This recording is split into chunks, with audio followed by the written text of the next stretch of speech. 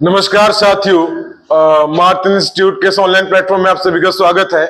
Number system संख्या पद्धति की इनिशियल क्लास आज रिकॉर्ड की जा रही है। 2-3 पार्ट में रिकॉर्ड की जाएगी, तो प्रॉपर कॉपी पेन लेके बैठिए। जो क्लास है आपका as usually offline online same class मिलने वाली है और एक एक चीज मैं आपको बताने वाला हूँ। क्लास को कंटिन्यू करेंगे। पूरा नंबर सिस्टम, चाहे वो यूपी टेट का एग्जाम हो, सी टेट का एग्जाम हो, एस टेट का एग्जाम हो, उत्तर प्रदेश पुलिस का एग्जाम हो, यूपीएसआई का हो या किसी भी रेलवे वगैरह एग्जाम हो, सबके लिए यहाँ पे कवर होगा। सारी बातें बताऊंगा, कुछ भी छोड़ी नहीं जाएंगे। चलिए शुरू करते हैं। Number system. नंबर सिस्टम के अंदर सबसे पहले जब हम बताना शुरू करते हैं तो सबसे पहले हम किस चीज के बारे में चर्चा करते हैं, वो है प्राकृतिक संख्या। कौन सी संख्या है? प्राकृतिक संख्या। अंग्रेजी में क्या कहते हैं इसको? Natural number. Natural number. अब प्राकृतिक संख्या नेचुरल नंबर ये कहां से शुरू होती है? 1 से। 1 2 3 4 और कहां तक जाएंगी? इन्फिनाइट तक। प्राकृतिक संख्या के बाद हम किसके बारे में पढ़ते हैं? पूर्ण संख्या। साथ साथ मेरे नोट करते चलेंगे प्रॉपर वे में, मैं आपको हर चीज बताते चलूंगा। Whole number. होल नंबर कहां से शुरू होते हैं?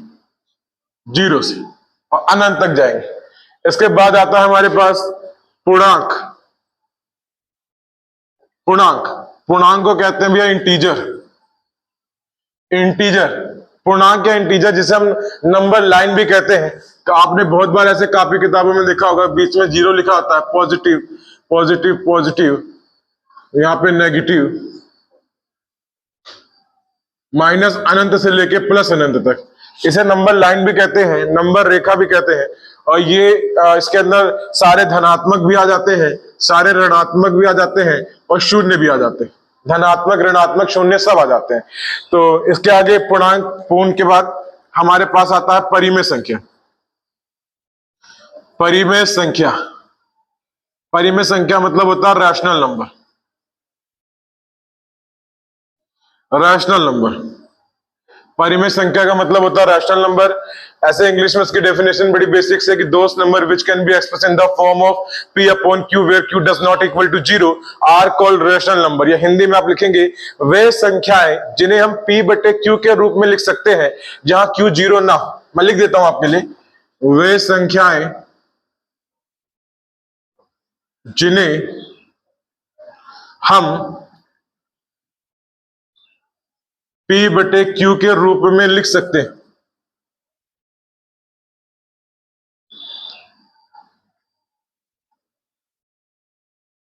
जहां पे Q 0 ना, Q मतलब हर में 0 नहीं होना चाहिए, क्योंकि किसी भी संख्या के अगर बटे में 0 आ जाता है तो उसका मान अनंत हो जाता है। इसलिए बटे में 0 नहीं होना चाहिए। ऐसी संख्याएं क्या कहलाती हैं?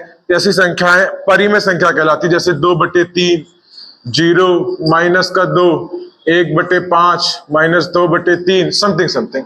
कहने का मतलब है कि ये तीनों संख्याएं हैं, ये भी आपकी परिमेय के अंदर ही आती है। ये संख्या भी परिमेय के अंदर ही आती है। परिमेय के अंदर, कि चाहे कोई पूछे कि क्या प्राकृतिक संख्या परिमेय, तो आप कहेंगे हाँ। कोई पूछे क्या पूर्ण संख्या भी परिमेय, आप कहेंगे हाँ। कोई पूछे पूर्णांक भी परिमेय, तो भी आप कहेंगे हाँ। तो ये तीनों संख्याएं परिमेय के अंदर आती है। और परिमेय के अंदर इन तीनों में से चाहे पॉजिटिव मिले, चाहे नेगेटिव मिले, चाहे 0 मिले, आप सबको परिमेय मानेंगे और भिन्न वाली संख्याओं को भी परिमेय मानेंगे। फिर परिमेय संख्या के बाद अगला जो आता है वो आता है अपरिमेय संख्या। अपरिमेय संख्या, ठीक है। अच्छा, अपरिमेय संख्या क्या होता है भैया? ये थोड़ा सा विस्तृत मैं आपको बताऊंगा। पेपर में क्वेश्चन यहां से बनते हैं कि निम्नलिखित में से कौन सा परिमेय नहीं है, निम्नलिखित में से कौन सा अपरिमेय है। तो पहले हमें पता होना चाहिए अपरिमेय संख्या क्या है। सामान्यतः लोग क्या करते हैं, टीचर्स या स्टूडेंट, कि जो परिमेय नहीं है उसी को कहते हैं कि अपरिमेय। जो संख्या परिमेय नहीं है उसी को अपरिमेय कहते हैं। और इसमें कुछ गलत भी नहीं है, छोटी क्लासेस के हिसाब से काफी अच्छी बात है कि जो परिमेय नहीं है वही अपरिमेय। लेकिन मैं आपको अपरिमेय एग्जैक्टली बताने की कोशिश करूंगा कि हाँ अपरिमेय किसको कहा जाता है। तो ध्यान से सुनिएगा और नोट करते रहिएगा मेरे साथ।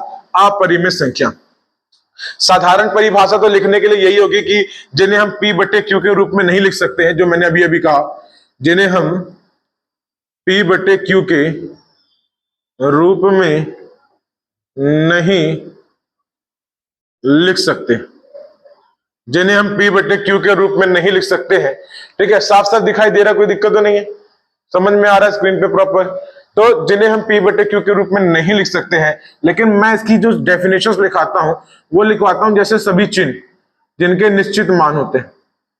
ठीक है, सभी चिन्ह, जैसे फेमस में आपको सुना होगा आपने पाई, पाई का जो मान है वो परिमेय में कंक्लूड किया जाता है, लेकिन पाई जो है वो एक अपरिमेय संख्या मानी जाती है। यूपी टेट की परीक्षा में 2 से 3 बार ये प्रश्न बन चुका है कि पाई एक है, ऑप्शन में आता है परिमेय, अपरिमेय और प्राकृतिक पूर्णांक। तो आपका जो जवाब होगा वो पाई क्या है, अपरिमेय संख्या। पाई एक क्या है, अपरिमेय संख्या। दूसरा क्या आता है, जिनके मूल ज्ञात नहीं कर सकते, रूट्स, जिनके मूल ज्ञात नहीं कर सकते, जिनके रूट्स नहीं निकाल सकते। रूट्स का मतलब है, जैसे आपको मैं बता दूं, जैसे आप रूट 2 का मान, रूट 3 का मान, रूट 5 का मान, या घनमूल 2 का मान, घनमूल 3 का मान, जिनके मूल पूर्ण रूप से आप नहीं निकाल सकते हैं, वो सही सारे के सारे अपरिमेय होते हैं, वो चाहे जिस तरह के नंबर क्योंकि आप जानते हैं रूट 2 का कोई निश्चित मान नहीं है। आप इसे हल करते चले जाइए तो ये अनंत काल तक हल होता चला जाएगा, रुकेगा नहीं। इसलिए इस प्रकार के रूट वाले मान जिनका सॉल्यूशन नहीं है, जिनका हल नहीं है, जिनका मूल नहीं है, वो सारे के सारे किसके अंदर आते हैं, अपरिमेय के अंदर आते हैं। ठीक है, एक लास्ट और चीज है जो मैं आपको बताना चाहता हूं, दशमलव वाली संख्या। तो लिखेंगे मेरे साथ, वे संख्याएं जिनके दशमलव के बाद का प्रसार, वे संख्याएं जिनके दशमलव के बाद का प्रसार, वे संख्याएं जिनके दशमलव के बाद का प्रसार कैसा हो भाई, शांत ना हो और पुनरावृत्ति भी ना हो, शांत ना हो और पुनरावृत्ति भी ना हो। इसी को इंग्लिश में कहते हैं नॉन टर्मिनेटिंग एंड नॉन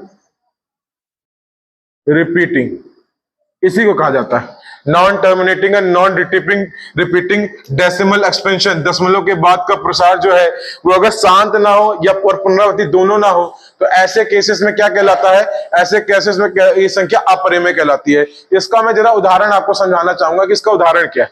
अब आप समझो कि सबसे पहले ना दोनों अलग अलग समझो कि अशांत का मतलब यानी शांत ना होने का क्या मतलब है, फिर ये समझो पुनरावृत्ति होना या ना होने का क्या मतलब है, फिर ये दोनों नहीं होंगे तो कैसी संख्या को हम अपरिमेय संख्या कहेंगे। तो मैं सीधा आपको अपरिमेय नहीं बता रहा हूं, उसके जो टर्म है उसको तोड़ तोड़ के आपको फिर बताऊंगा अपरिमेय क्या होता है। तो सबसे पहले वर्ड लिखा शांत ना हो, तो मैं बता दूं जैसे 1.236 ये लिखा, दशमलव के बाद अगर जो भी अंक लिखे हैं वो कहीं रुक जा रहे हैं, वो डॉट डॉट नहीं लगा है या अनंत काल तक नहीं बढ़ते जा रहे हैं, तो वो शांत है। जैसे ये क्या है भैया, ये है शांत। लेकिन कोई कहते 1.3444 डॉट डॉट डॉट, अब ये डॉट डॉट डॉट लग गया तो ये शांत नहीं। इस शांत संतुष्टि वाला शांत है, इसे गणित में शांत बोलते हैं, वो शांत चुप रहने वाला नहीं है। तो ये शांत संतुष्टि वाला जो है ये शांत है, दशमलव के बाद अंक रुक गए हैं, कहीं पे स्थिर हो गए हैं, लेकिन यहाँ पे दशमलव के बाद अंक के आगे डॉट डॉट डॉट लग गया है। या आपने ऐसे देखा होगा 1.3 बार, बार का भी क्या मतलब होता है, बार बार बार। तो ऐसी संख्या शांत नहीं होती है।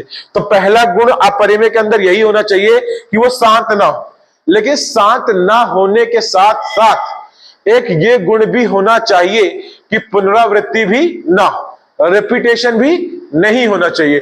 अब रिपीटेशन नहीं होने का क्या मतलब है, जैसे आप देखो यहां पे बार बार रिपीट हो रहा है कि नहीं, 4 4 4 4 4 हो रहा है कि नहीं हो रहा है, तो ऐसा नहीं होना चाहिए।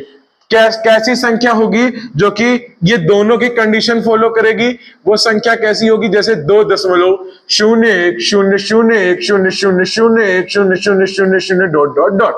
अब आप देखिए यहां डॉट डॉट लग गया, मतलब शांत तो नहीं है ना, बढ़ती चली जा रही है, ये शांत नहीं है। क्या पुनरावृत्ति हो रही है, क्या यहाँ पर रिपीटेशन हो रहा है, क्या यहाँ पे दोहराव हो रहा है, क्या दशमलव के बाद कोई निश्चित अंक या संख्या बार बार बार बार आते जा रहे हैं, नहीं। आपको लग रहा होगा कि 0101, लेकिन अगर जैसे मैं 100 मान लूं, फिर 100 आया, लेकिन उसके बाद तुरंत 100 नहीं आया है। 2 अंक, 3 अंक, 4 अंक, 1 अंक जो भी रिपीट करे तो फिर वही रिपीट करना चाहिए, ऐसा यहाँ पे नहीं हो रहा है। तो ऐसी संख्या को हम लोग क्या कहेंगे, अपरिमेय संख्या। ये याद रखेगा, ऐसी संख्या को हम लोग क्या कहेंगे, अपरिमेय संख्या। आई बात समझ में। स्क्रीन को पॉज करके नोट कर लीजिएगा अगर साथ में नहीं कर पाए हो तो।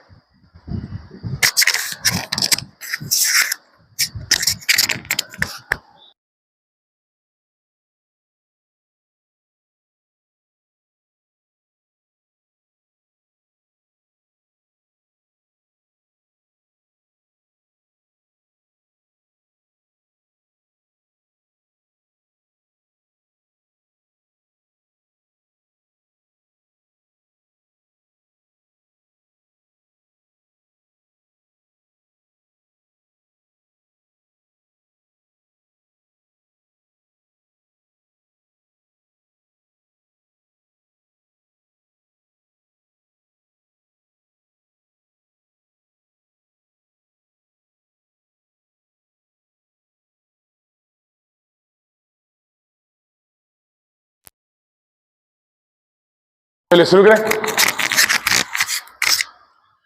आइए, आप परिमेय के बाद क्या आगे बढ़ेंगे हम लोग, है ना। इसको मिटा देते हैं।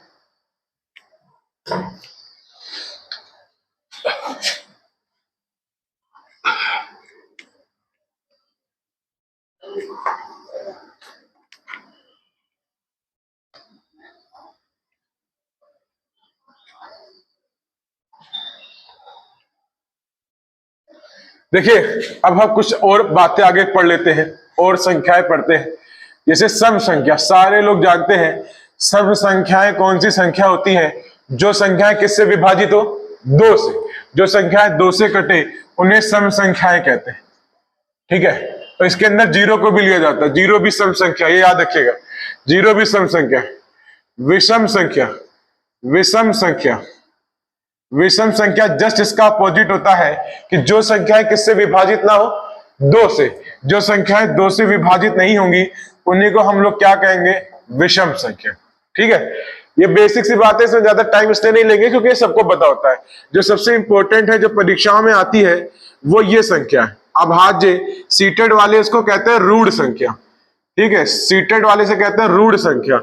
इंग्लिश में से कहा जाता है प्राइम नंबर। इंग्लिश में इसमें कहा जाता है प्राइम नंबर। तो अभाज्य या रूढ़ संख्या प्राइम नंबर जो है वो क्या होता है? भैया देखिएगा ध्यान से, मैं आपको एकदम बेसिकली समझाऊंगा कि अभाज्य या रूढ़ संख्या क्या होता है। तो अभाज्य या रूढ़ संख्या, ठीक है, अभाज्य या रूढ़ संख्या क्या होता है? तो अभाज्य या रूढ़ संख्या ऐसी संख्याएं होती है जो स्वयं से कटे या फिर एक से कटे। साधारण भाषा में यही कहा जाता है, जो स्वयं से कटे या फिर किससे कटे? एक से कटे, उन्हें कहा जाता है अभाज्य या रूढ़ संख्या। चलो मैं उदाहरण समझाता हूं। जैसे एक है, एक किससे कट रहा है? सिर्फ एक नंबर से। मैं आपको बताता हूं, केवल दो भाजक होते हैं, इसके बाद दो गुणनखंड होते हैं जो दो लोगों से कटता है। जैसे दो है, दो किससे किससे कटेगा? एक से और दो से। तीन किस किस से विभाजित होता है? एक से और तीन से। चार किस किस से विभाजित होता है? एक से, दो से और चार से। पांच किस किस से विभाजित होता है?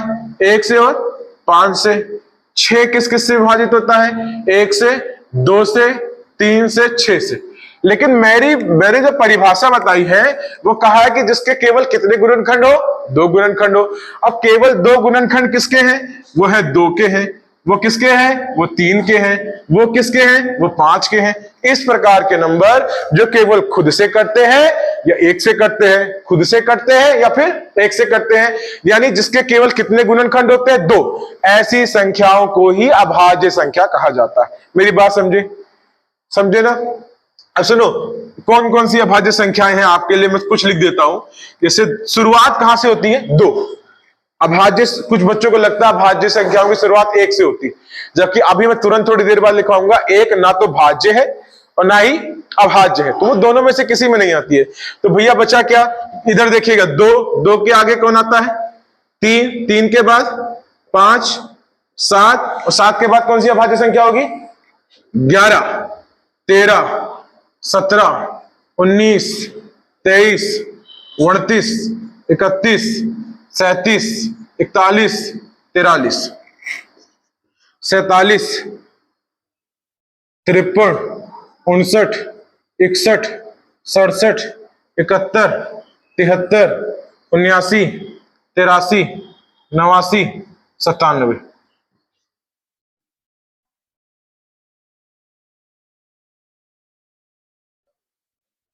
ये वैसे 3 अंकों की 4 अंकों की भी मैं लिखवा सकता हूं, लेकिन अभी जो लगातार एग्जाम है हमारे से यूपी टेट वगैरह के, उस हिसाब से आपके लिए इतनी संख्या जानना बहुत जरूरी है भी है और पर्याप्त भी है। ठीक है, तो ये संख्या जो है वो 2, 3, 5, 7, 11, 13, 17, 19, 23, इसमें ये एकमात्र ऐसी अभाज्य संख्या है जो अभाज्य भी है और साथ साथ में सम है। पूरे ब्रह्मांड में एकमात्र अभाज्य संख्या जो अभाज्य भी है और सम भी है। इसके अलावा सारी अभाज्य संख्याएं विषय में आप देख पा रहे होंगे सबकी सब। ठीक है, इससे पेपरों में कई बार क्वेश्चन पूछा है, इससे पेपरों में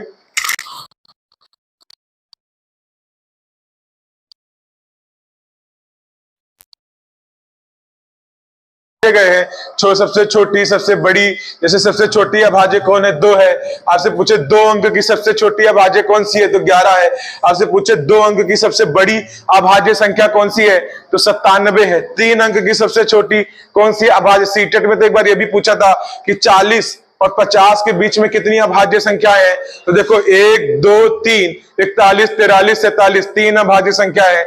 इस तरह छोटे छोटे अलग अलग प्रश्न अलग अलग परीक्षाओं में बने हुए हैं अभाज्य संख्याओं को लेकर के। हम उसी के बारे में चर्चा करेंगे। अब यहाँ पे लिखवाने को हम काफी सारे लिखवा सकते हैं। यहाँ पे जैसे कुछ बात ऐसी भी लिख लिखा कि प्रथम 100 प्राकृत में, प्रथम 100 प्राकृत में क्या होता है? प्रथम 100 प्राकृत में 25 क्या होते हैं? अभाज्य। ये याद रखिएगा, प्रथम 100 प्राकृत में क्या होता है? 25 अभाज्य होते हैं। प्रथम 100 प्राकृत में कितने अभाज्य होते हैं? 25 अभाज्य होते हैं। और बचे हुए जो 74 है वो क्या होते हैं? भाज्य होते हैं। अच्छा, 25 और 74 क्यों होते हैं? क्योंकि अभी मैं लिखवाने वाला हूं थोड़ी देर में कि एक जो है ना भाज्य में आने वाला है और ना ही अभाज्य में आने वाला है। तो ये जरूर लिख लीजिएगा। एक क्वेश्चन और जो बना है वो भी बता देता हूं। प्रथम 50 प्राकृत में क्या होता है? 15 होते हैं अभाज्य और 34 क्या होते हैं? भाज्य। इस बात को समझिएगा, इस बात को याद करते रहिएगा कि 15 और 34 होते हैं। दूसरी चीज मैं आपको थोड़ा सा भाज्य के बारे में भी इंट्रोड्यूस कर दूं। भाज्य जिसे हम लोग यौगिक संख्या कहते हैं, इंग्लिश में से कहते हैं कंपोजिट नंबर। कंपोजिट नंबर, भाज्य, यौगिक या कंपोजिट नंबर। जैसे आपने सुना होगा ना कंपोजिट विद्यालय, वैसे कंपोजिट नंबर। कंपोजिट नंबर क्या होता है कि जिनके 2 से अधिक गुणनखंड होते हैं। जिनके क्या होते हैं? 2 से अधिक गुणनखंड होते हैं। जिनके 2 से अधिक गुणनखंड होते हैं। जिनके 2 से अधिक गुणनखंड होते हैं। जिनके 2 से अधिक गुणनखंड होते हैं उन्हें क्या कहा जाता है? उन्हें कहा जाता है भाज्य। जैसे उदाहरण के तौर पे ये नंबर आपने देखा होगा 4, इसके 2 से अधिक गुणनखंड। सरल भाषा में तो ये कहा जाता है जो खुद से और एक के अलावा भी किसी से कट जाए वो भाज्य संख्या होती है, और उसको कहने के लिए 2 से अधिक गुणनखंड। तो इसके लिए क्या क्या लिखेंगे आप लोग? आप लोग लिखेंगे इसके लिए जैसे 4, 6, 8, 9, 10, 12, 14, 15, 16, ये सारे नंबर भाज्य है। और इस भाज्य को ज्यादा एक्सप्लेन करने की जरूरत इसलिए नहीं है क्योंकि बहुत कम क्वेश्चन बने हुए हैं, लेकिन फिर भी जान लीजिए प्रथम 100 में 74 भाज्य होते हैं। अच्छा, मैंने यहाँ पे 4 से शुरू किया है, यहाँ पे 2 से शुरू किया है। मैंने बताया था ना कि अभी बताऊंगा कि एक क्या है। पेपर में क्वेश्चन ऑलरेडी बना हुआ है इसके ऊपर कि एक क्या एक भाज्य है या अभाज्य है। तो आपको याद रख लेना है, एक ना तो भाज्य है और ना तो अभाज्य। एक प्राकृतिक संख्या है, एक विषम संख्या है, एक पूर्ण संख्या है, एक पूर्णांक संख्या है, एक परिमेय संख्या है, एक वास्तविक संख्या है, मगर एक क्या नहीं है? एक ना तो भाज्य है और ना ही अभाज्य। इस बात को याद रखना है, एक ना तो भाज्य में आती ना तो अभाज्य में। तो ये बात है आपकी पूरी नोट करने वाली कि आप इसको नोट कर सकते हैं।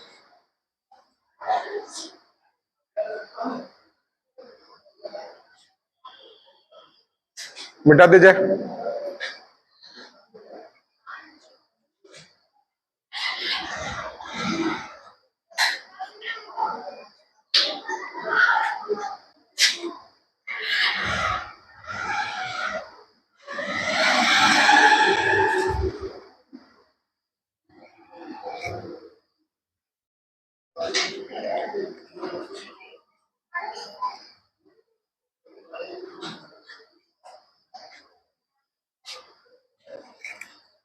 हेडिंग डालिए।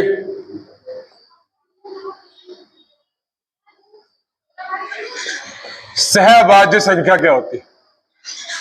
इसी को कहते हैं को प्राइम नंबर। क्या आप जानते हैं सहभाज्य संख्या या को प्राइम नंबर क्या होती है? सहभाज्य संख्या या को प्राइम नंबर क्या होता है? ठीक है, शुरू करें। सहभाज्य संख्या या को प्राइम नंबर क्या होते हैं? तो देखिए, सहभाज्य संख्या कोई ऐसे पर्टिकुलर संख्या नहीं है। सहभाज्य संख्या, सहभाज्यता एक गुण है जो दो या दो से अधिक संख्याओं के बीच में लगती है। यदि दो ऐसी संख्या है जिनका मासा एक, या सामान्य भाषा में कहें कि जो समान पहाड़े से ना कटे उन्हें कहते हैं सहभाज्य। जो समान, जैसे मैंने लिखा, मान लीजिए 8 और 9, जैसे मैंने लिखा 8 और 9, देखिए 8 2 से कट रहा है, 4 से कट रहा है, 8 से कट रहा है, 9 3 से कट रहा है, 9 से कट रहा है। ये लोग कुछ नहीं ना किसी से कट रहे हैं, लेकिन ऐसी कोई भी संख्या नहीं है जो 8 और 9 दोनों को काट दे। जब ऐसी कोई संख्या है ही नहीं जो 8 और 9 दोनों को काट दे, तो 8 और 9 कैसी संख्या होगी? सहअभाज्य संख्या। मेरी बात समझ रहे हो? अगर कोई समान पहाड़ा दोनों को ना काटे तो वो कैसी संख्या हो गई? सहअभाज्य संख्या। इस बात को याद रखिएगा। अब पता है इसमें क्या फायदा है? जितनी भी क्रमागत है, क्रमागत प्राकृत, वो सभी की सभी सहअभाज्य।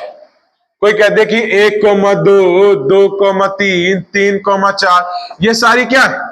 सहअभाज्य संख्या। तुम लिखते चले जाओ कॉमा कॉमा लगा करके, ये सब की सब सहअभाज्य संख्या है। ठीक है, 8,9 जैसे बताया, 15,7 जैसे बताया, 12,5 जैसे बताया, है ना, 18,13 जैसे बताया। ये सारी संख्याएं क्या है? ये सारी संख्या सहअभाज्य संख्या, क्योंकि ये समान पहाड़े से नहीं कट रही है। अगर कोई संख्या दो या दो से अधिक संख्या समान पहाड़े से नहीं कट रही है तो वो किसके अंतर्गत आएगी? सहअभाज्य के अंतर्गत आएगी। सहअभाज्य के अगर हम आगे बढ़े तो अभी सीटेट में पिछली बार पूछा गया क्वेश्चन जो है वो है जुड़वा अभाज्य। क्या आप लोग जानते हैं जुड़वा अभाज्य क्या होते हैं? क्या आप लोग जुड़वा अभाज्य के बारे में जानते हैं? कई ऐसे अभाज्य जो जुड़वा जुड़वा दिखाई दिए, ऐसा नहीं होता है। जुड़वा अभाज्य क्या होते हैं, या फिर जुड़वा अभाज्य कैसे होते हैं? आओ बताता हूं कि कैसे होते। जैसा मैं लिखूंगा बस समझो वैसे होते। तो सुनिए जुड़वा अभाज्य कैसे होते। तो ऐसी दो अभाज्य संख्याएं, सुनिए ध्यान से, ऐसी दो अभाज्य संख्याएं जो जिनका अंतर 2, जिनके बीच अंतर 2, जिनके बीच अंतर कितना हो? 2, जिनके बीच अंतर 2, ऐसी दो अभाज्य संख्याएं जिनके बीच अंतर कितना हो? 2 हो, वो सब क्या कहलाती हैं? जुड़वा अभाज्य। मैं उदाहरण लिख देता हूं। जैसे 3 और 5, 3 और 5 में कितने का अंतर है? 2 का। और ये दोनों कैसी संख्याएं हैं? अभाज्य। जैसे 5 और 7, जैसे 11 और 13, जैसे 17 और 19, जैसे 29 और 31, जैसे 41 और 43। उसके आगे कौन सा होता बच्चा? 59 और 61। और उसके अलावा 71 और 73, 71 और 73 के अलावा 79। बस 1 2 3 4 5 6 7 8, 1 से लेके 100 तक यही 8 अभाज्य संख्याएं होती, जुड़वा अभाज्य। ये पेपर में पूछा गया है, सीटेट में अबकी बार जो पेपर हुआ था जुड़वा अभाज्य। तो 1 से 100 तक कितनी होती है? कोई पूछे 1 से लेके 50 तक, यहां तक आएगा 50 तक। 1 से लेके 50 तक 1 2 3 4 5 6, 1 से लेके 50 तक 6 जुड़वा अभाज्य होती है। 1 से लेके 100 तक 8 जुड़वा अभाज्य संख्याएं होती है। और जुड़वा अभाज्य संख्याएं वे संख्याएं जिनके बीच में 2 का अंतर हो और वो दोनों कैसी संख्याएं? अभाज्य संख्या हो। ये बताया गया। ठीक है, लिख लीजिए, नोट करते चलिए साथ साथ।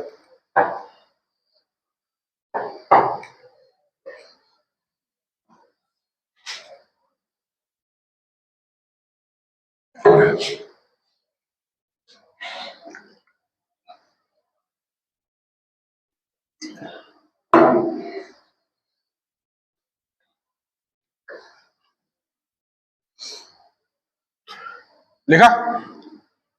चलिए थोड़ा सा और आगे बढ़ते हैं।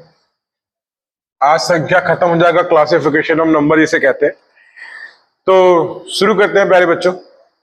अगली संख्या जुड़ा हुआ आवाज तक लिख लिया। मैं कुछ थोड़ा सा और बता दूं आपको। एक भाई साहब के बारे में आपने सुना होगा कभी ना कभी, सुना है? नहीं सुना? रिश्तेदार है हमारे, ठीक है। इनका हमारा एक चीज बहुत मिलता है, वो है विषय। तो रामानुजन संख्या, रामानुजन संख्या, रामानुजन का बर्थडे बता दो पहले कब आता है? कौन बताएगा रामानुजन का बर्थडे? जल्दी से कमेंट करेंगे जो बच्चे देख रहे हैं। रामानुजन का बर्थडे कब आता है?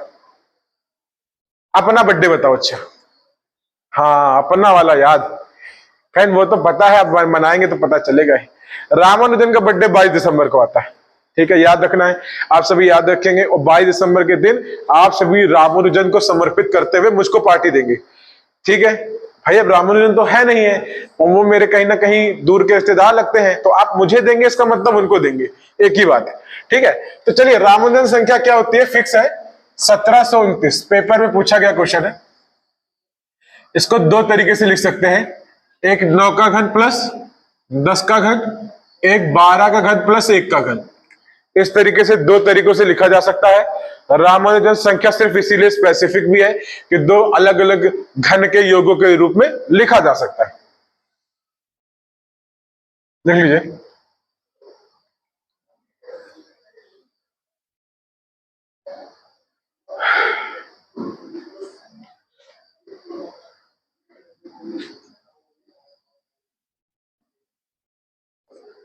इसके बाद आता है त्रिकोणीय संख्या, जिसे कहते हैं ट्रायंगुलर नंबर। ये संख्या अपने पद के योग के, एक से लेके अपने पद की संख्या के योग के बराबर होती। जैसे मैंने कहा पांचवी त्रिकोणीय संख्या क्या होगी, तो 1 से लेके 5 तक का योग।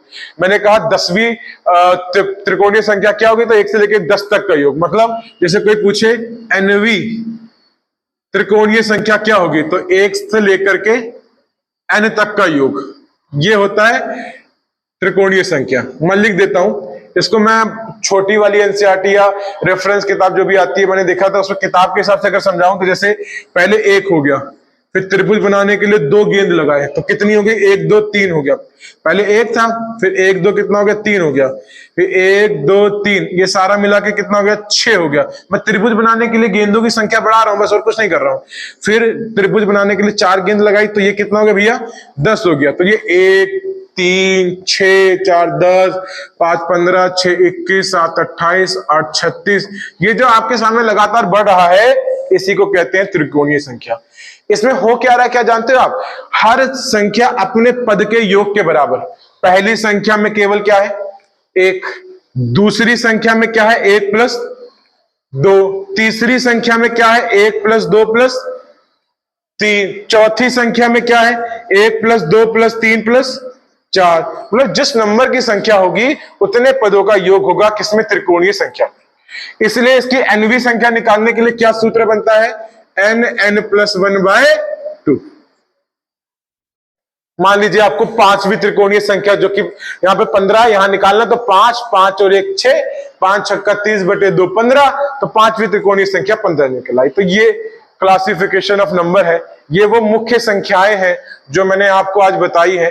और इसके बाद जब हमारी अगला पार्ट आएगा तो हम और भी कुछ बेसिक नियम, जैसे संवृत गुण क्या होता है और प्रतिलोम क्या होते हैं, है ना, वो योज्य प्रतिलोम, गुणात्मक प्रतिलोम, तत्समक क्या होते हैं, विभाजिता के नियम क्या है, वो सारी चीजों के बारे में हम अब अगली वाली वीडियो में चर्चा करेंगे। तब बाकी इस वीडियो को प्रॉपर देख के नोट आउट करिएगा और नेक्स्ट वीडियो को वेट करिएगा। चैनल को सब्सक्राइब कर लीजिएगा ताकि सारी वीडियो आपको देखने को मिलती रहे। धन्यवाद। बंद कर बे।